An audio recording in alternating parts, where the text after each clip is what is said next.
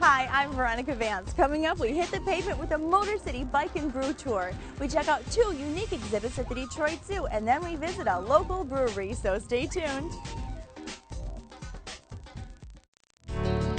Production funding for this program was made possible by the Detroit Metro Convention and Visitors Bureau, driving tourism growth in Metro Detroit since 1896. More information is available at visitdetroit.com.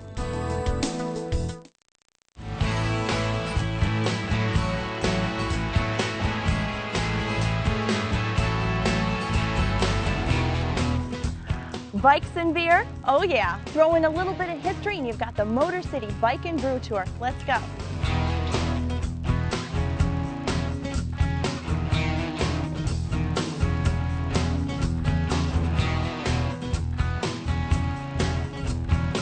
A reason why I started here, besides the gorgeous parking lot that we're all in, is the fact that Traffic Jam and Snug and Motor City Brewing Works, at least in the Detroit area, were the first of the small breweries that came back as the craft beer boom started really in this area in the 90s.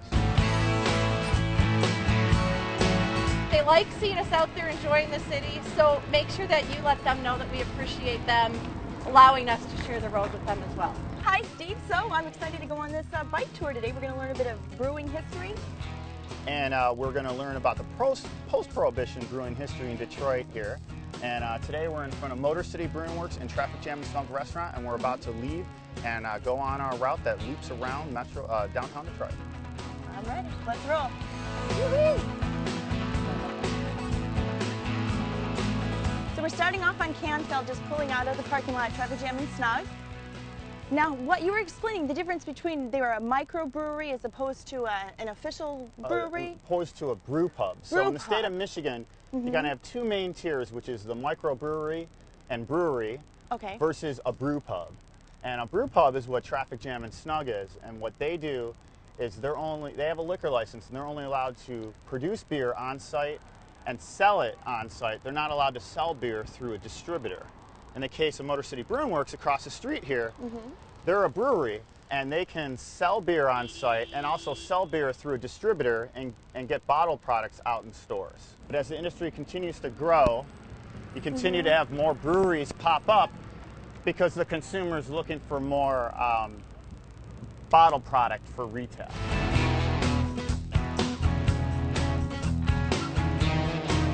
Right where that park is, once stood the Zenda Brewing Company.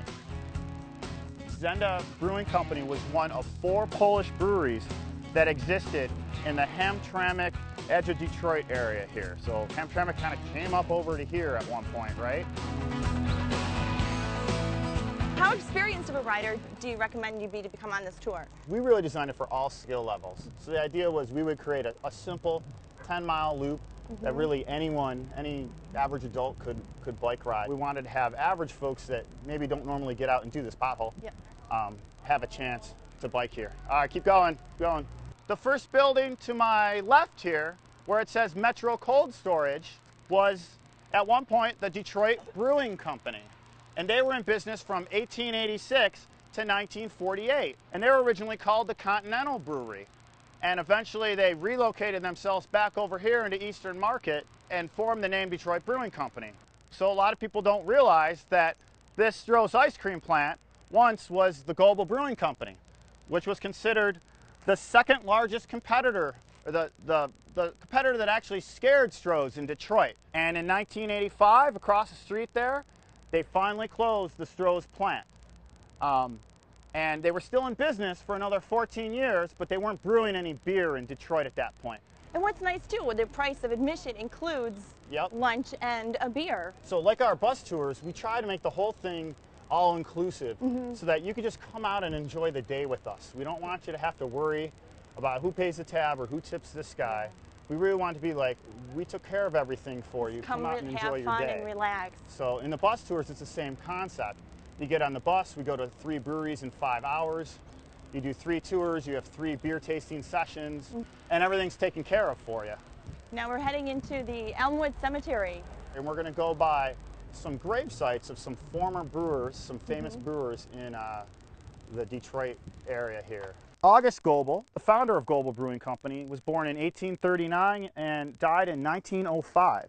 Bernard Stroh Sr. is who founded the Stroh's Brewing Company, and he's buried with his wife at the next stop we're going to go to, and the majority of his family. This part of the tour alone, it's gorgeous, this little gem that you take us through. I would say that 90% of the people we've had come on the tours have never been in here, didn't know it really existed, and have told us that they really enjoy this piece of it.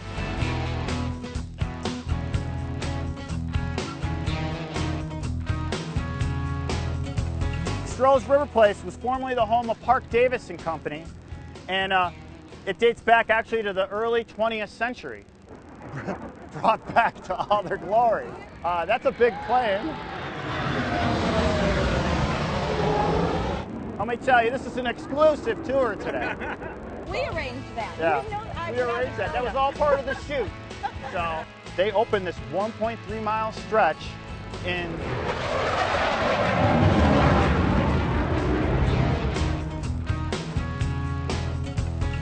It's not that hard to bike through the center of Detroit. You getting hungry? I'm thirsty. You're thirsty? I'm really thirsty. So here we're at Grand Trunk Pub, and this is where our lunch stop is for the Motor City Bike and Brew Tours. And we have sandwiches, and we have a round of beer set up for everybody. That's with our bike tour, and we kind of got our own section in the back. So. Very cool. And I'll include it in the price of the bike tour. Exactly. So Yeah. we try to make it all inclusive and make it simple for the riders. Oh, I wish I had my hat on. Oh, my makeup. So a big reason we chose Grand Trunk Pub here is their selection of all Michigan taps. At any time they have around 14 or 15 Michigan taps, give or take stuff being out.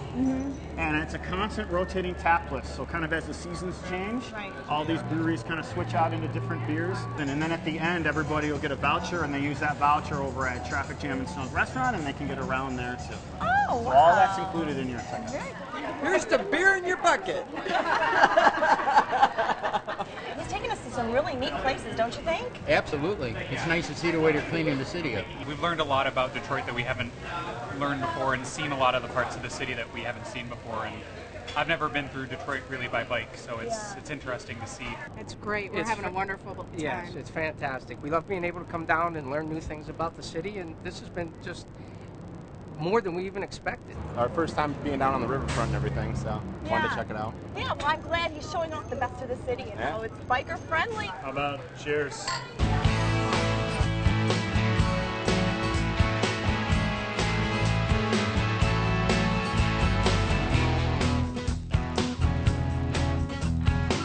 So I'd like to thank everybody for coming today. This concludes the Motor City Bike and Brew Tour. I'm glad you guys could all come out here. Now I'm going to give you guys all a voucher, and you guys can all head into Traffic Jam, have a round, we'll all celebrate, relax a bit.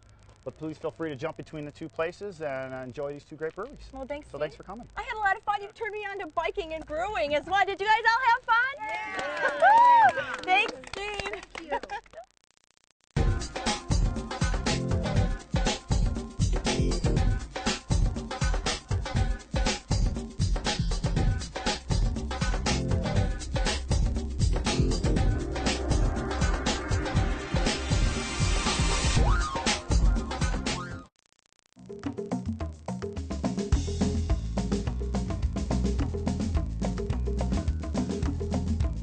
Besides being just a terrific place to visit and spend a day, the Detroit Zoo has two unique exhibits that let you get really up close and personal with the animals. They've got the Giraffe Encounter, which allows you to actually feed the giraffes out of your own hand, and then they've got the Australian Outback Adventure that lets you walk right through to the kangaroos. Who knows, one may even come up and give you a little peck on the cheek.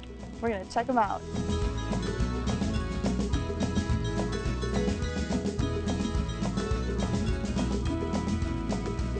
So Bob, this is a pretty unique feature you've got here. You get to actually go up and feed the giraffes? Yep, actually we're in our third season now with giraffe platform feeding.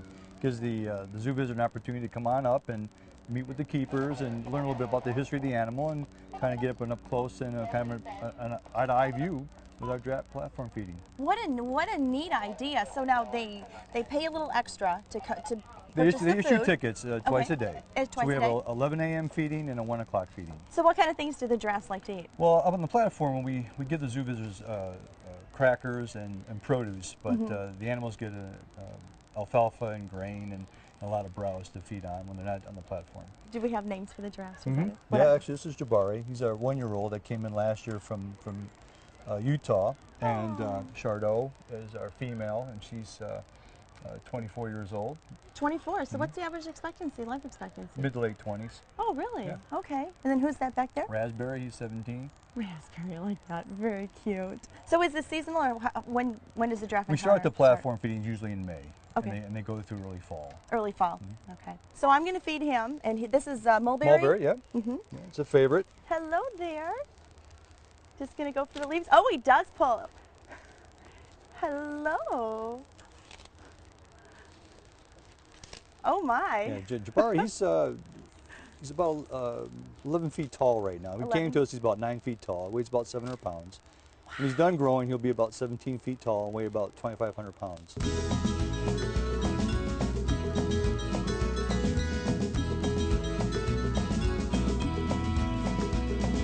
Are you one of the first zoos to offer this experience? Not one of the first, but we were basically one of the forerunners for this. And again, we've actually had other institutions come visit us and see what we do. And so yeah, we've been pretty much in the front running for this. Yeah. This is nice too, like you were saying, they get to come up and they get to actually talk to the keepers. You get a chance to meet some of the animal staff. You get the little personal history of the animal itself. And again, you know, if you've got questions about the animal, the keeper can answer those questions for you. So when they're finished, you've got somebody up here snapping we pictures? take their pictures, and then they're given a card, and they can collect that picture on their way out after they finish their day at the zoo. That's nice, in case you forget your camera. You can... Exactly. Well, the Giraffe Encounter was a lot of fun. It was a lot of fun. It's a big attraction here at the zoo. Pretty neat experience. And you've got something else that's pretty unique. We're going to head over to the Outback, and we're going to walk among the kangaroos. Walk among kangaroos. So really, just around the corner from the Giraffe Encounter, we've got the Australian Outback. Right. We're going to go right through here and be met by one of the zoo volunteers, get kind of the instructions, and we'll go right into the exhibit and walk around kangaroos. So right off the bat, we're just walking right into the kangaroo's home. That's correct. And right off the beginning here, you can kind of get an idea about how far kangaroos can actually leap. As you can see, a kangaroo can go anywhere up to 27 feet. 27 feet. Have you tried this? I'm not going to embarrass myself. Well, I did the 3 feet. You probably do better than I do. So you've got emus back here. What's the significance of having them in the... Well, this area here has an Australian theme. And so the emu basically is a large flightless bird that you actually find in Australia. Okay, but they're fenced wild off. fenced Right. off. Exactly. Okay.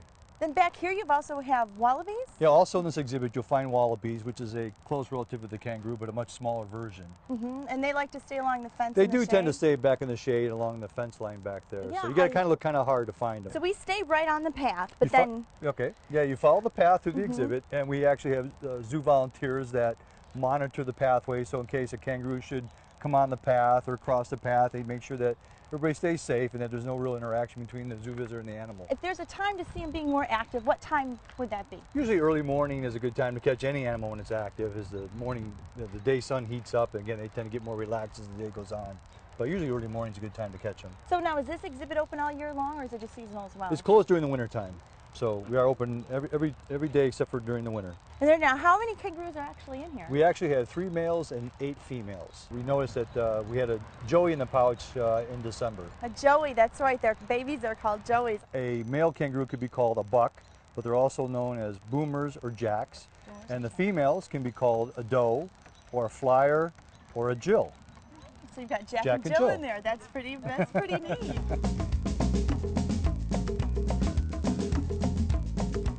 Besides having zookeepers answer your questions one way, you've also got these little information. We have graphic displays that give the zoo visitors some type of education about the outback, about Australia in general. Not in just addition to the animals, but again their surroundings. Yeah, like this one right here. These are termite actual mounds? termite mounds right here. Well, hey Bob, thank you for giving me a tour. My pleasure. Yeah, I'm going to stick around and see if maybe one of these kangaroos will jump the path. Okay, sounds good. Okay. So these little tidbits of information sprinkled throughout here really give some interesting facts. Like this one right here, it's how the kangaroo got its name. And it says when Australia's first European explorers saw the cave drawings, they asked the Aborigines, "Who are these animals?" And the Aborigines replied, "Kangaroo." And kangaroo meant, "I don't understand you." But then the Europeans took that as that's the name of the animals, and that's how they got their name. I just think that's pretty neat. So what did you guys think about the Australian Outback experience? I think it's a great place for the kids to walk through. It's very interactive for them. They get right up to the kangaroos and the emus, and they can really see. Even a 1-year-old is close enough that she can point to them. We actually got to see the baby one. Yes. The baby, the Joey. Yeah, the Joey. That's what they're called. And did the little ones like it? Did you like it? Yeah. Well, good day from the Outback, and although I didn't get to see any kangaroos hopping over the pass because they're on siesta, we did get to see 2 unique exhibits, the Giraffe Encounter and the Australian Outback Adventure. These are 2 exhibits that truly let you get up close and personal with the animals, and 2 more great reasons to visit the Detroit Zoo.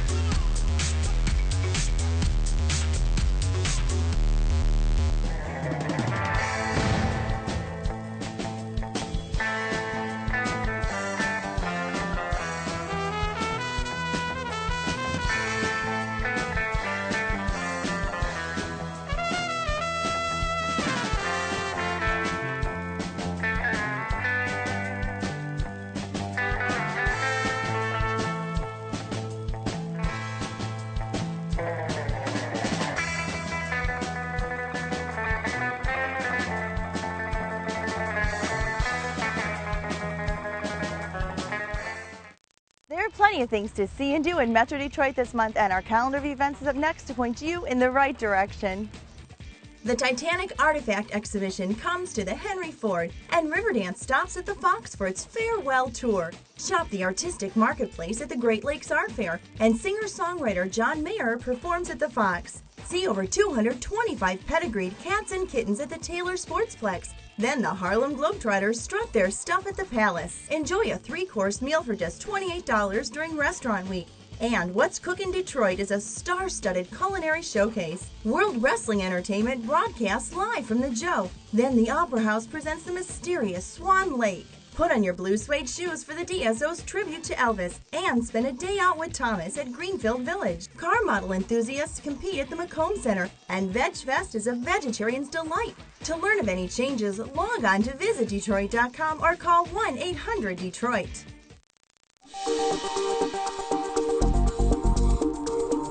You've heard of the Sherwood Forest? Well, we've got the Sherwood Brewery. They're in Shelby Township on Hayes, just north of M59. They're a microbrewery, a winery, and they even make their own soda pop. And we are going to sample some of these local flavors.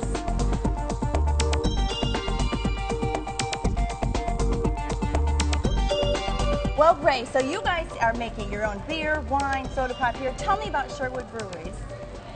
Sherwood Brewery, we're a microbrewery that opened up in 2006. We're also a small winemaker and a small restaurant pub. We make all of our own beer, all of our own wine, all of our own soda. We don't have any Coke or Pepsi products. We also make a small selection of food. We have pizzas, burgers, salads, sandwiches, all made in-house. We try to do as much as we can from scratch. You know, in the summer we might have 2 to 3 different wheat beers. In the winter we're going to have more dark beers, stouts and porters, maybe a couple at a time.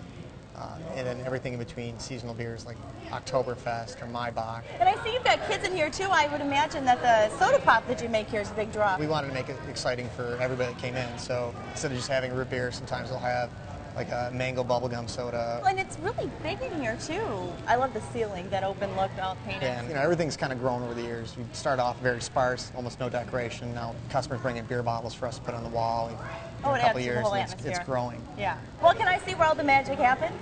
Sure. So this is the brew house, and from here, like we've got the ground up grain or the grist, and then we add that into the mash tun up here. We mix it by hand, we load it in by hand and mix it where we have hot water waiting for it, and we add more hot water, and we have it at a set temperature where we'll get the grain or the enzymes that are naturally present in the malt to activate and break down the proteins, the starches, and the beta-glucans. And then we'll move it over into the kettle where we'll cook the beer. And that's also where we add all the hops. Once we get all the extract into the kettle, we'll cook it generally for at least an hour. Typically our beers will boil for at least 75 minutes. When it's done boiling, we'll whirlpool it in that same vessel. Once it's whirlpooled, we'll run it through a series of chillers, one that utilizes fresh water. And we'll move it into our fermenters, which are the 4 tanks over here. And alcohol is a byproduct of the fermentation process. What's going on in here right now? What are you making? Right now we're making an amber ale. This is kind of a brief rundown. It's not everything that we have available right now, but kind of a brief selection of everything. For the sodas, we've got our blue raspberry soda. This is our diet cherry cream. And then this is our cream soda. On the wines, this is a Citrus Oasis. It's a white wine. Symphony, which is an American-grown grape. This is a white Zinfandel. We call it Paper Heart. And then this is Red Mosquito, which is a Pinot Noir Burgundy-style wine. On the beer side, we've got our Alaskan Sister Wit, which is a Belgian-style white ale. We've got our Abbeyversary, which just came out, but it's a malty, higher alcohol beer. And then over here we've got our brown ale, an American-style brown ale. And then Entire Buzz Honey Porter, which is a darker beer. And this one we use a little bit of honey in there. We'll start with Blue Lips, right? Yes, that would draw the kids in. That's definitely sweet. Very sweet. The sodas are very sweet. We use Michigan beet sugar. It's really, really very good. Okay, so this is the cream soda. This was my favorite when I was little. That's good. That's very good. And now, should we move on to the wine? Absolutely. Okay. So we're starting with the sweet white. Yep, it's a Mango Citrus Symphony, which is Symphony's a white wine from California. Very smooth. Off dry, not semi-sweet. So what does off dry mean exactly? Just barely sweet. It's totally not fermented out. Oh, it's not. Whereas semi-sweet will be a little bit sweeter. This just comes across as not dry. Do you generally like Pinot Noir? Yeah. It's a smooth red wine. Yeah. It's not heavily oaked. Oh, that's like fruity. The Wit's like a fruitier wheat beer. Okay. You get some orange peel in it. We use fresh oranges, so we squeeze the orange juice right into the kettle and then put the orange peel in. Okay.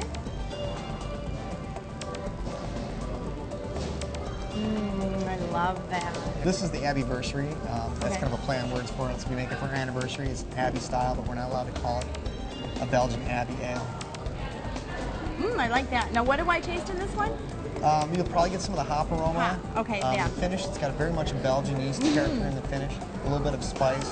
This is our Cedar Rock Brown Ale. It's a very malty brown ale. Okay, still very crisp and drinkable, and a little bit more hop character than an English brown ale would have. That's good. And then this is going to be our heavier beer. This is just made with a little bit of a chocolate malt and a little bit of a malt from Belgium called Coffee Kiln, which gives it that coffee aroma. Yeah. I like that. I was expecting it to be really heavy, but it's not that heavy. And it's not overly bitter. No. Comes off very smooth. Okay, so this is so unique. Well, we got 3 different ice creams here. This is a mint chocolate chip cream soda. This is Jolly Orchard apple wine ice cream, and then we have our hazelnut porter ice cream. And these actually have alcohol in them, so you have to be 21 to order these two, right? Yep. Kids can order the soda ice cream, but adults have mint chocolate chip cream soda ice cream.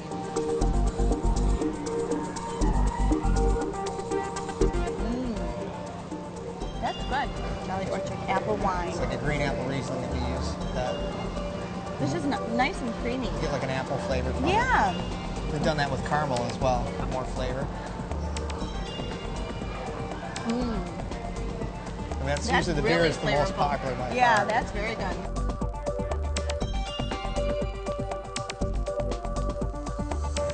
Anywhere you like. Okay.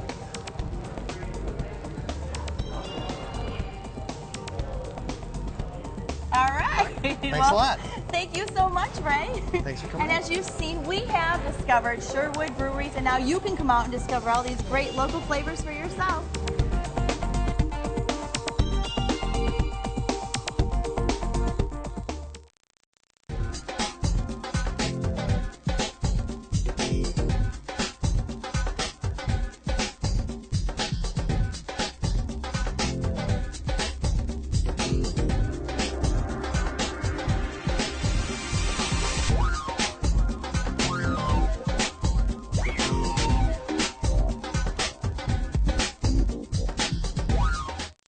Well, that's our show. Thanks for watching. I'm Veronica Vance. And remember, if you'd like more information on any of the places we visited, log on to visitdetroit.com. So until I see you next time, go out and explore on your own and discover the D. To learn about discounts and special offers for featured attractions, plus how to get copies of Visit Detroit magazine, click on visitdetroit.com. Production funding for this program was made possible by the Detroit Metro Convention and Visitors Bureau, driving tourism growth in Metro Detroit since 1896. More information is available at visitdetroit.com.